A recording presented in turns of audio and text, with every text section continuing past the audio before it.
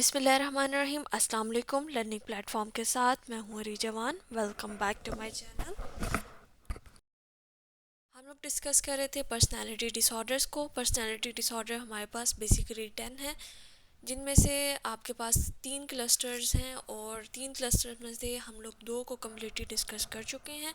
तीसरे को हमने स्टार्ट किया हुआ था, जिसमें हमारा जो पहला डिसऑर्डर है वो हो चुका है। आज हम डिस्कस करेंगे थर्ड क्लस्टर का सेकंड डिसऑर्डर। लेकिन उससे पहले एज़ यूजुअल हम लोग पर्सनालिटी डिसऑर्डर की जो डेफिनेशन है उसको रिवाइज करते हुए चलेंगे। बेसिकली आपके पास जो पर्सनालिटी है वो क्या होती है? पर्सनालिटी आपके पास जो है वो आपके यूनिक करेक्टरिस्टिक्स की एक, कह सकते हैं कि एक मजमुआ होती है, जो आपके यूनिक करेक्टरिस्टिक्स हैं जो आपको दूसरे लोगों से मुख्तलिफ करते हैं। जैसे कि हर पर्सन का बिहेवियर अलग होता है, हर पर्सन का सोचने का अंदाज़ अलग होता है, हर पर्सन के जो रिएक्ट करने का अंदाज़ होता है वो अलग होता है, चाहे वो इमोशनल है चाहे वो फिज़िकल रिएक्शन है। तो यहाँ पे आपके पास जो है वो हर तरह से एक इंसान दूसरे इंसान से मुख्तलिफ होता है। और इसी पर्सनालिटी की बेस पर हम इंडिविजुअलाइजेशन का कॉन्सेप्ट लेकर आते हैं। ठीक है, तो पर्सनालिटी क्या है? बेसिकली आपके पास यूनिक करेक्टरिस्टिक्स जो कि आपको दूसरे लोगों से मुख्तलिफ करते हैं। ठीक है, अब यहाँ पे आ जाते हैं आपके पास कि पर्सनालिटी डिसऑर्डर्स क्या होते हैं।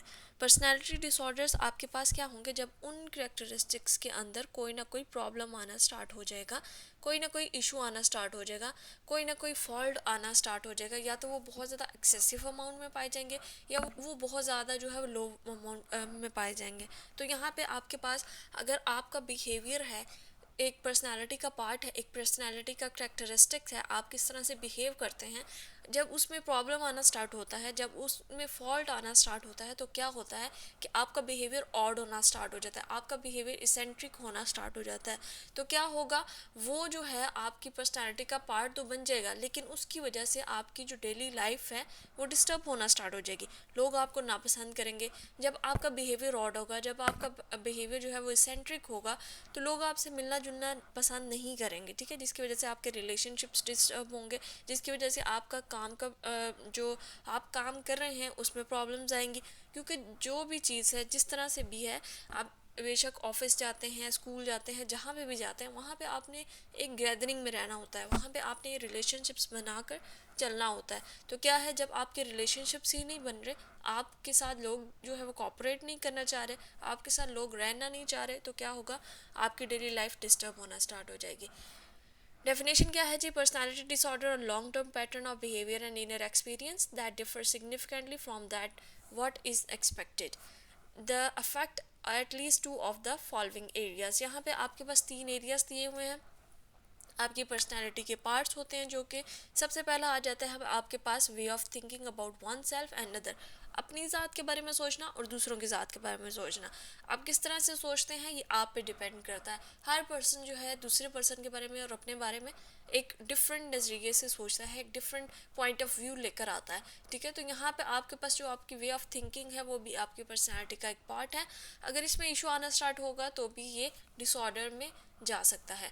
वे of responding emotionally and way of relating to other, ये पहले मैं बता चुकी हूँ। आपका इमोशनल रिस्पॉन्स जो है, आपका हंसना रोना गाना, ये जो सारी चीज़ें हैं ना आपके पास इमोशनली, जिस तरह से आप रोते हैं, जिस तरह से आप रिएक्ट करते हैं, कि अगर एक पर्सन इमोशनल हुआ है, उसकी थोड़े से इश्यूज चल रहे हैं, अगर किसी उसके लव वन की डेथ होगी आपके फ्रेंड की, तो आप इमोशनली किस तरह से रिस्पॉन्स करेंगे? एक नॉर्मल पर्सन जो है वो इमोशनली रिस्पॉन्स करेगा, उससे दुख का इजहार करेगा या फिर उसके साथ इस तरह से बिहेव करेगा कि उसको लगे कि इसको इसके दुख का अंदाज़ा है। लेकिन अगर आपका बिहेवियर उससे चेंज होता है नॉर्मल पर्सन से, तो क्या होगा कि वो ऑड होना स्टार्ट हो जाएगा। कि आप, अगर आपका दोस्त रो रहा है तो आप बैठे हुए हैं हंस रहे हैं या फिर उसका मजाक उड़ा रहे हैं। तो ये चीज़ें जो हैं आपके पास ये आ जाती हैं, और चीज़ें और एसेंट्रिक चीज़ें और way of relating to other, कि आप दूसरों से रिलेट किस तरह से करते हैं। अब अगर मैं एग्जांपल यहाँ पे दूँ, तो हमने जब पैरानॉइड पर्सनालिटी पढ़ी, हमने बहुत सारे पर्सनालिटी डिसऑर्डर्स को डिस्कस किया, तो उसमें हमने देखा कि किसी में शक है दूसरों के ऊपर। ठीक है, किसी में वो खुद सोशलाइज होना नहीं चाह रहा, किसी में दूसरे से बात नहीं करना चाह रहा। तो ये चीज़ें हैं आपकी way of relating to other. ये सारी चीज़ें मिलकर आपकी पर्सनालिटी का एक पार्ट बनाती हैं, और अगर इनमें इश्यूज आना स्टार्ट हो जाते हैं तो पर्सनालिटी डिसऑर्डर्स की तरफ चले जाते हैं। आज हम डिस्कस करेंगे जी क्लस्टर सी को। क्लस्टर सी में सबसे पहले हम देख लेते हैं कि क्लस्टर सी में कौन से डिसऑर्डर्स आते हैं। हम पहले भी बता चुके हैं जी, क्लस्टर सी में आपके पास एंशियस और फियरफुल डिसऑर्डर्स आते हैं। एंशियस और फियरफुल डिसऑर्डर का मतलब है कि इस पर्सनालिटी के मालिक लोग जो होते हैं, या वो लोग जिनको क्लस्टर सी में कैटेगराइज किया जाता है या क्लस्टर सी की डिसऑर्डर्स में मुब्तला होते हैं, वो ज़्यादातर एंशियस बिहेवियर रखते हैं और फियरफुल बिहेवियर रखते हैं। अब ये एंशियस बिहेवियर और फियरफुल बिहेवियर किसी पर्सन से रिलेटेड भी हो सकता है, ठीक है, किसी अपने रिलेटेड भी हो सकता है। जैसे हमने अवॉइडेंट का पढ़ा तो उसको क्या था, एंशियस और फियर था कि मुझे कोई जज ना करे, मुझे बाहर नहीं जाना, उसको सोशल जो गैदरिंग में जाना पसंद नहीं था, क्योंकि उसको लगता था कि लोग मुझे जज करेंगे, लोग मेरे ऊपर बात करेंगे, मेरे ऊपर हंसेंगे। तो ये चीज़ें आपके पास उसकी फियर और एंशियसनेस को बढ़ा रही थी। आज हम बात करेंगे जी, हमारे पास जो नेक्स्ट डिसऑर्डर है, तीन थे जिसमें से एक डिस्कस कर चुके हैं। आज हम डिस्कस करेंगे डिपेंडेंट पर्सनालिटी डिसऑर्डर को। डिपेंडेंट पर्सनालिटी डिसऑर्डर आपके पास जो है वो बेसिकली क्या होता है, इस पे बात करेंगे। इसके काजेज़ क्या हैं, प्रेवलेंस क्या है, सिम्टम्स क्या है और ट्रीटमेंट क्या है, इन सब पे बात करेंगे वन बाय वन।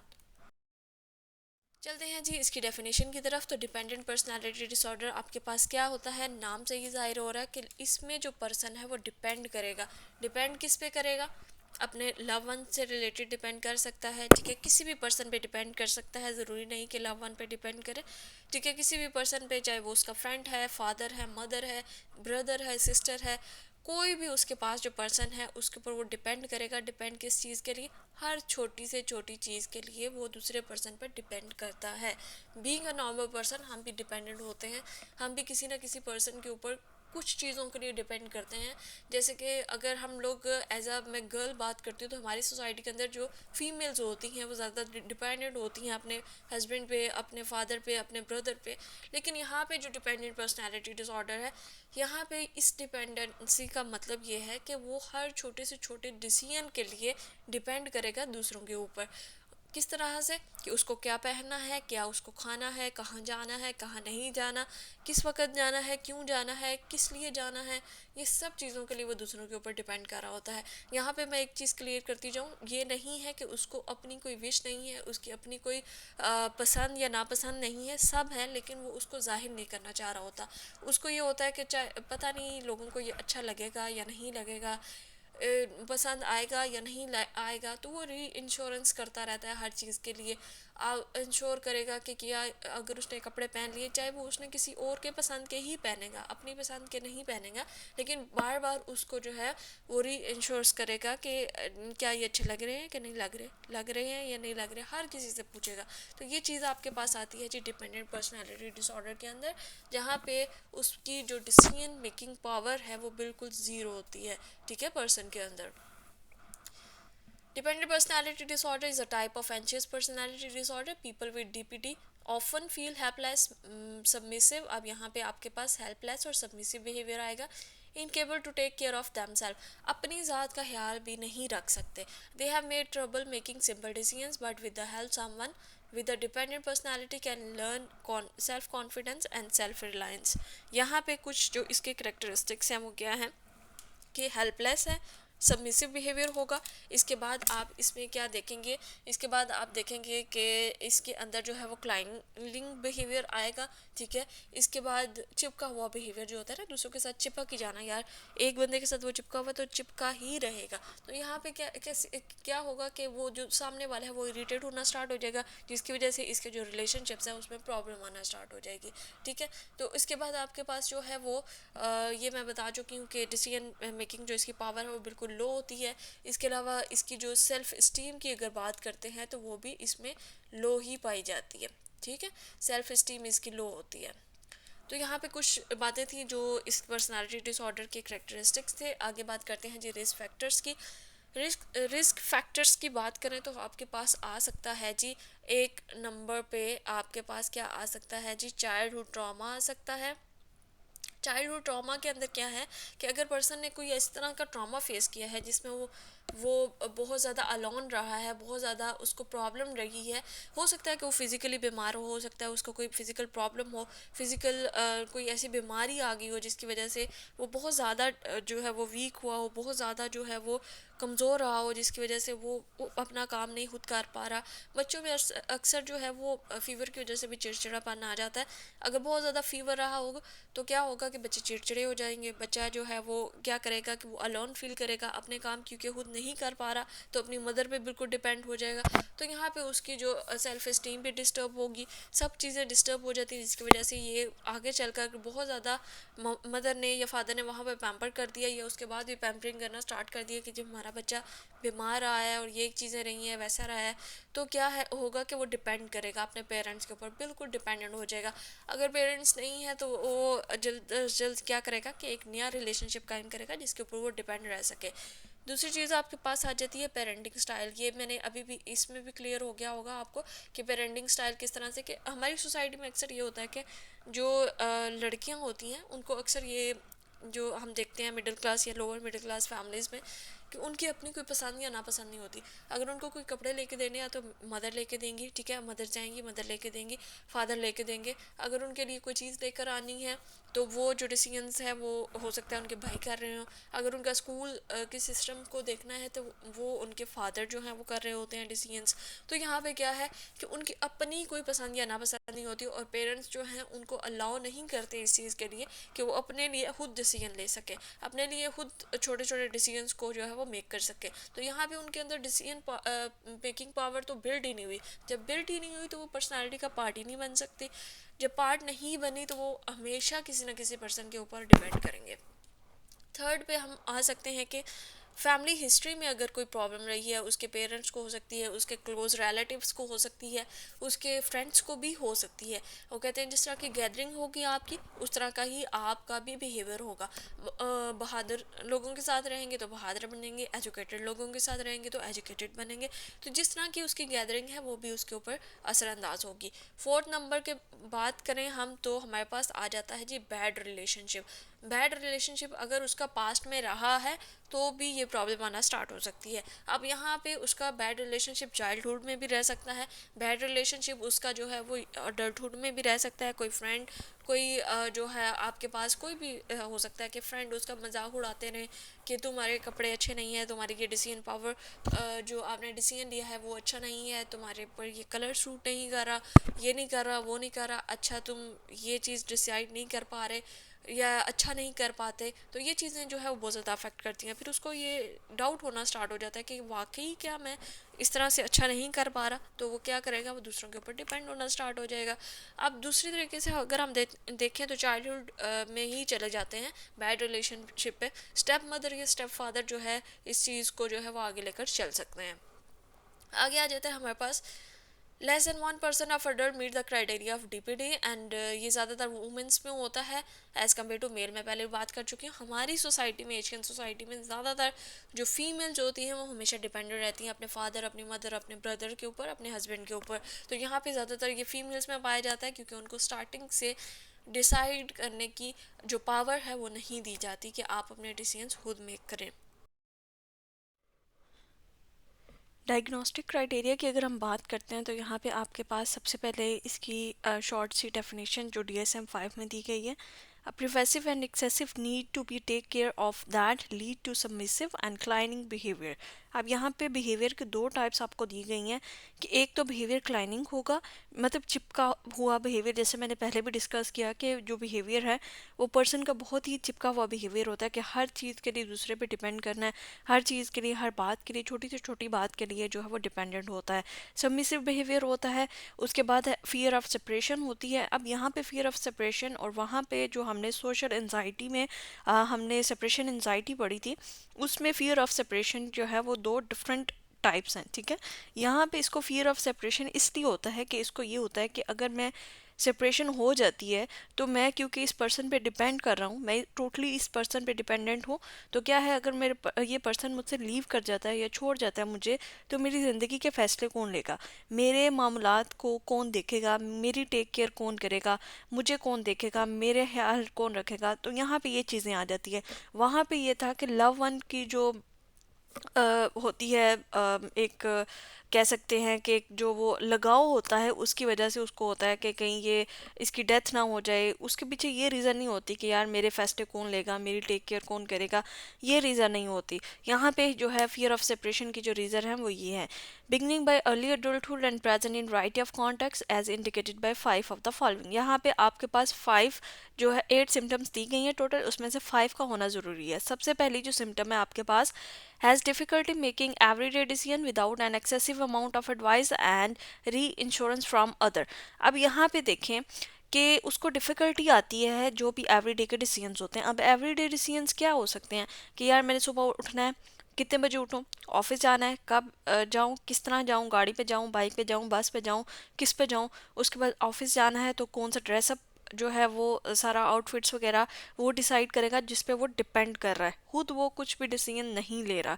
ठीक है, खाना क्या है उसको नाश्ते में वो भी दूसरा डिसाइड करेगा। उसके बाद आपके पास जो है ऑफिस जो है वो ब्रेक में क्या, लंच में क्या लेके जाना है, उसके बाद ऑफिस में क्या कितना काम करना है, कितना नहीं करना, वापस कितने बजे आना है, ईच एंड एवरीथिंग जो उसके तमाम के तमाम एवरीडे के जो डिसीजंस हैं वो सारे के सारे जो है वो खुद नहीं ले पा रहा होता। उसको ये होता है कि जिस पे वो डिपेंड कर रहा है उससे वो एडवाइस लेता जाए और री इंश्योर करता जाए। अब यहाँ पे एडवाइस तो ले रहा है, एज ए नॉर्मल पर्सन हम भी लोगों से एडवाइस लेते हैं, अपनी मदर से ले लेते हैं, घर वालों से ले लेते हैं, बहुत सारी चीज़ों में हम जो है एडवाइस ले लेते हैं, बहुत सारे डिसीजंस मेक करने से पहले हम लोग एडवाइस ले लेते हैं। लेकिन हम इतने छोटे लेवल के डिसीजंस मेक करने में एडवाइस नहीं लेते, एक बात, और दूसरी बात हम री इंश्योर नहीं करते बार बार उस चीज़ को। लेकिन इनमें क्या होता है कि ये बार बार एक चीज़ को री इंश्योर करते हैं। अब जैसे उन्होंने पूछा कि मैं कौन सा आउटफिट सुबह पहन के जाऊँ, तो क्या करेंगे कि बार बार उसको पूछेंगे यार ये ठीक है, ठीक है, क्या ये ठीक है, क्या ये मुझ पे ठीक लग रहा है, क्या ये कलर अच्छा लग रहा है, क्या ये मुझ पे सूट कर रहा है या नहीं कर रहा, क्या ये ओके है आज के दिन के लिए कि नहीं, क्या ये ऑफिस गोइंग के लिए है या नहीं है।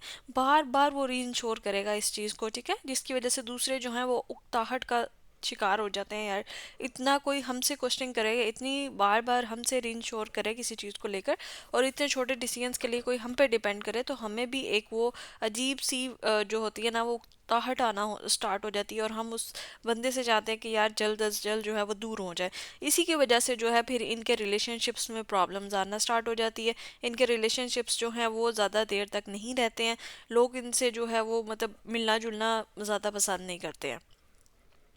सेकंड नंबर पे है need other to assume responsibility for major area of his or her life. अब यहाँ पे तो उन्होंने कहा था कि एवरी डे डिसीजन, छोटे छोटे जो डिसीजंस होते हैं वो सारे वो क्या है वो डिपेंडेंट पे डिपेंड कर रहा होता है।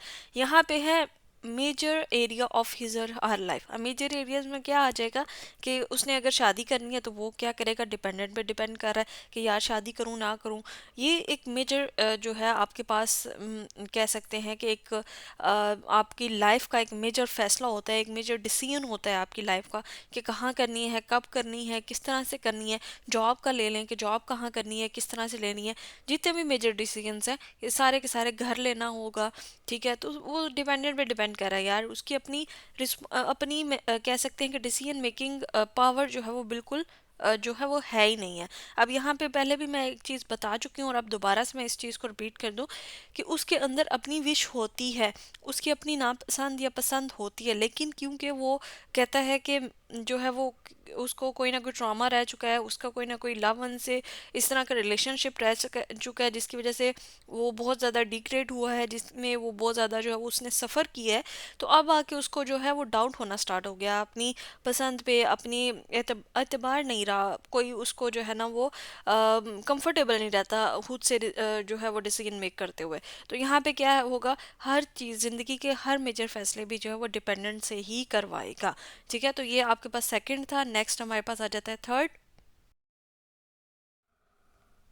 थर्ड पे आपके पास क्या आ जाता है जी, has difficulty in expressing disagreement with other because of fear of loss और support of approval, do not include realistic fear of retribution. तो यहाँ पे आपके पास क्या आ जाएगा कि डिसएग्रीमेंट नहीं कर पाता किसी भी दूसरे पर्सन के साथ।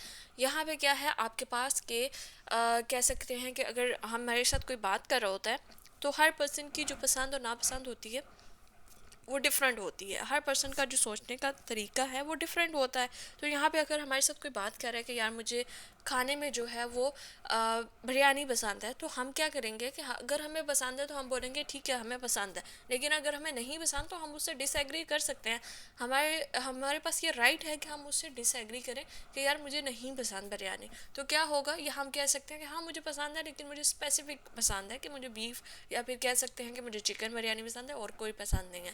तो यहाँ पे हमने डिसएग्रीमेंट किया, लेकिन हमें कोई फियर नहीं है, हमारे पास राइट है, हमें पता है कि हमारे पास ये राइट है कि हम इस बात पे डिबेट कर सकते हैं, हम किसी दूसरे से इख्तलाफ राय रख सकते हैं।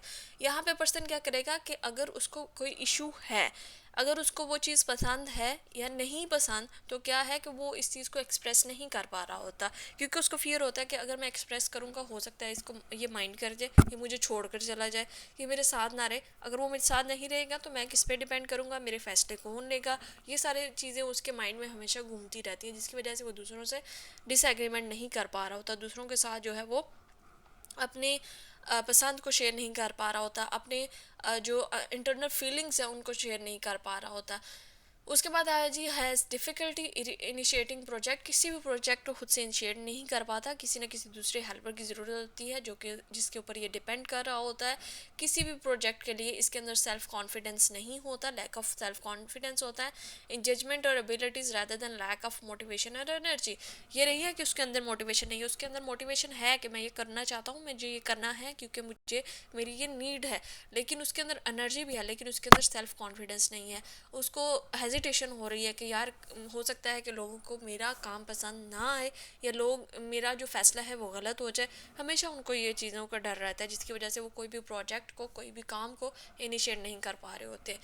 Goes to excessive lengths to obtain nurturance and support from other to the point of voluntary to do things that are unpleasant।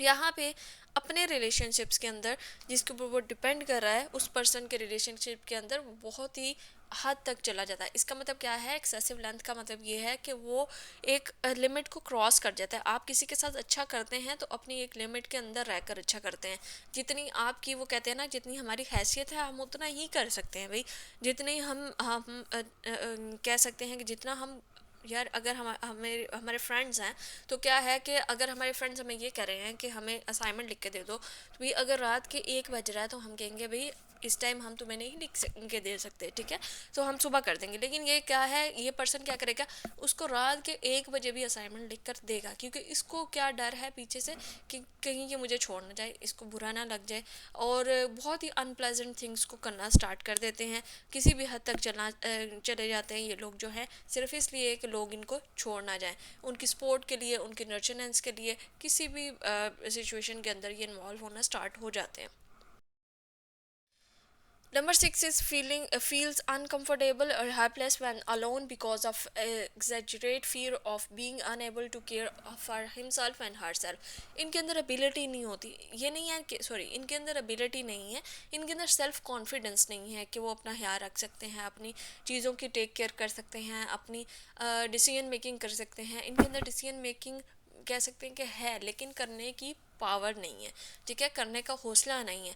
इनके अंदर अपनी पसंद नापसंद तो होती है ना, तो ये यहाँ पे क्या है कि उन्होंने एग्जैजरेट किया हुआ है एक फियर को, एक डर को, जो कि उनके जिसकी वजह से ये हुआ था, कोई ना कोई काज रहा होगा, चाइल्ड रहा होगा, इलनेस रही होगी, या फिर पेरेंटिंग स्टाइल, कोई भी चीज़ हो सकती है। तो यहाँ पे ये उनको जो है वो फील करते हैं कि हम कंफर्टेबली किसी भी चीज़ को, किसी भी डिसीजन को नहीं ले पा रहे।